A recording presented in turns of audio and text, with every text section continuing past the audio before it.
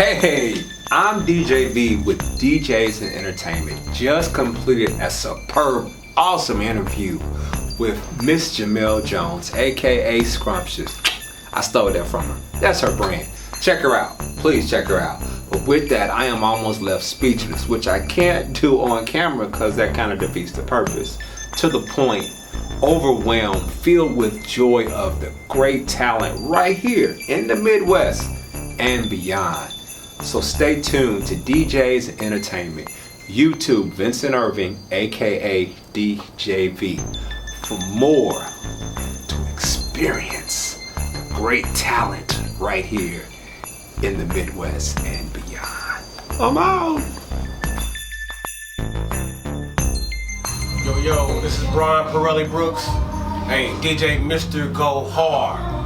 Now, I mean, got the name for my team, Two Peoples, Team 2 Social Club. Why they call me Go Hard is because when it's time to go on, I go hard, don't go at all. 20 years ago, I started rapping under Pirelli 2. CD was called The Perfect Blunt. That's 20 years back.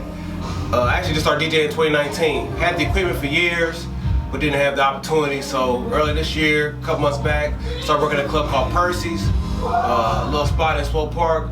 Now I'm in Peace Place, Wednesday, Thursdays, and Fridays, doing all videos all night long. So just kind of unique, something new. Not everybody does videos, so that kind of got me into the game. So my mentors in this game right here, DJ Baby Boy, because he got me in my first club, Baby Boy, 7 years ago, and also DJ T-Roach. Now as far as all my videos, they came from DJ Fresh. So I'm kind of connecting to a little bit of a mix, but I love all these DJs around here. But my favorite DJ is by far DJ T-Roach. He do the line dancing and do a lot of different things, so by far that's my favorite DJ. So my biggest, proudest gig, so I've been doing this 2 months, and they picked me up off the street and said, yo, you gotta come to this 30 DJ thing. So I guess this is my best event thus far. But yo, just 2 months into the game, and they already recognize me as one of the better ones around here, especially because not everybody can do videos. And I got a list that's like 16,000 videos, so it's pretty serious with Mr. Go Hard. So how do people get in touch with you? So I'm kind of hard to get in touch with. Real exclusive. You got to find me through people. So if you want to find Mr. Go Hard, ask somebody. If they know me, you in. If they don't know me, you probably won't find me.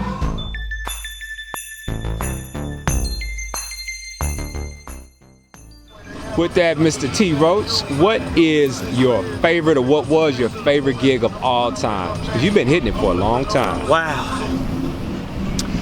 I would probably say, be honest, there's two. Okay. There's actually one I DJ'd and one I didn't. Okay.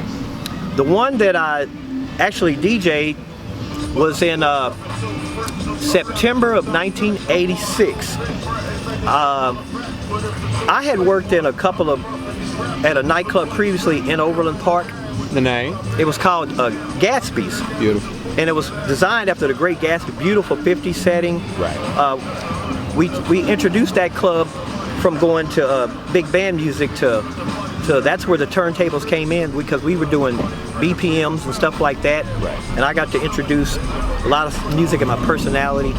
I worked there for about a year and a half, and then one day I was at home, and I come home from work, and I got a message on my answer machine back when we had those, and it was a lady said she was the entertainment director at a nightclub called Riley's.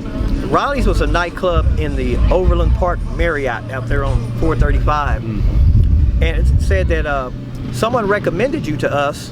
Could you please come talk to us? So I went out there and sat in the lobby, and this lady come walking. It was like in a movie scene. She walked right by me. I think she wasn't expecting me to be black.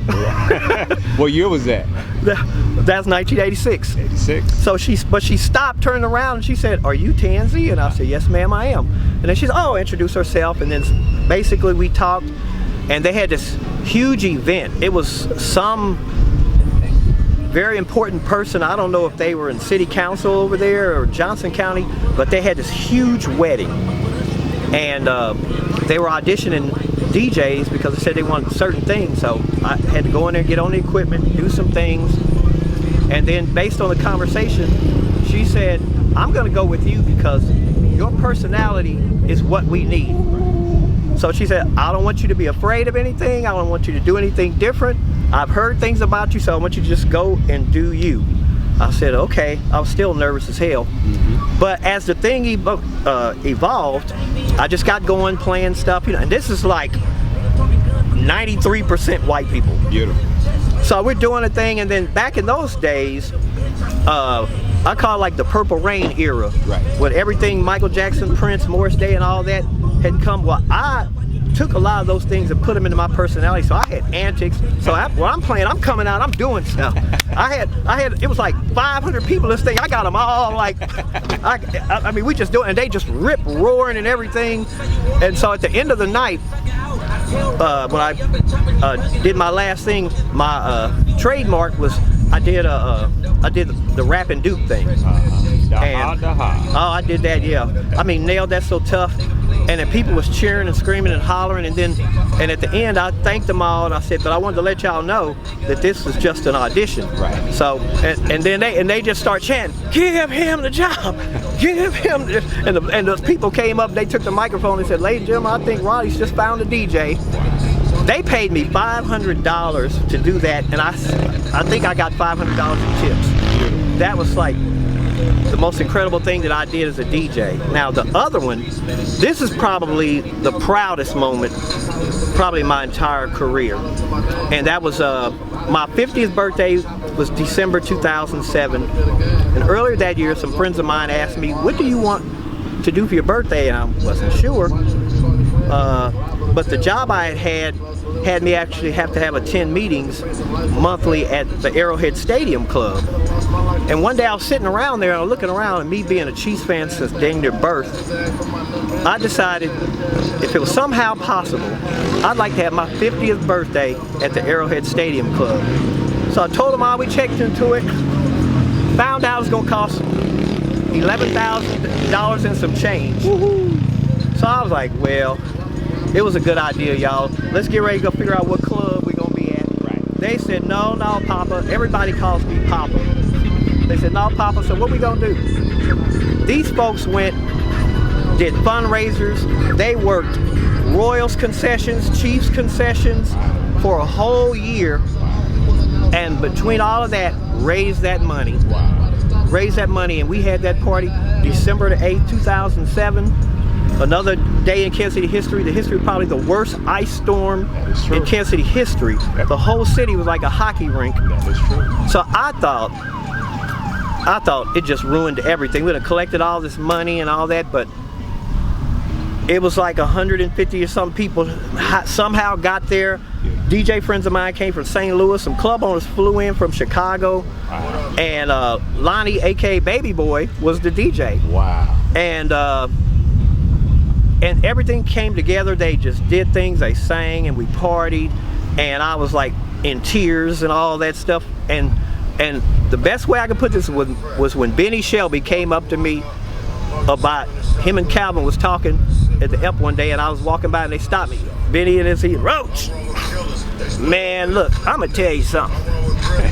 I don't care what nobody ever say. Anybody can come and tell me I'm DJ this, I'm DJ that. And he said, I'll tell them all. I'll tell you what, I only know one MF that ever got people to raise $10,000 to have a party for him. So you the baddest DJ in my lifetime. I was like, I was just touched. So that would be my proudest moment. That is true. You mentioned Benny and Calvin. Who are those guys?